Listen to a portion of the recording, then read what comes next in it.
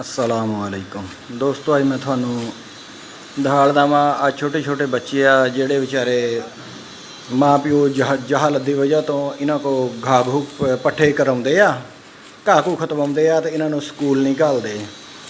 तो ये इन्ने जाहल है कि इन्हों कलमा भी सही तरह नहीं पढ़ सकते। आ देखो, इन्हों का बाप को उत्ते खड़ा इन्हों को घा कराउन डया वा।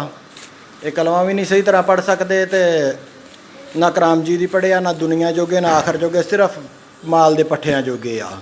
तो मैं इन्हों को पुछ के तो थानू थोड़े नाल इन्हों की बच्चे की गल कराउना वा। आ देख लो बच्चा किदां की कहंदा वा। निक्के उरे आई। इस तरह दी होर वीडियो देखने लिए मेरा चैनल सबसक्राइब कर लियो, नाल घंटी वाला बटन भी नप दिओ। स्कूल जाना होना है? उच्ची गला स्कूल कहंदी स्कूल जाना होना ते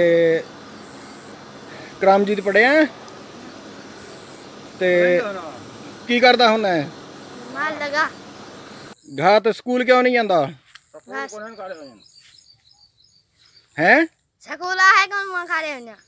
स्कूल सोला है कोट सब्जल सवारी कौन है? ते तू कलमा तेन आंदा है? हाँ। सुना। ला इलाहा इल्लल्लाह मुहम्मद रसूलुल्लाह। अच्छा चलो शाबाश।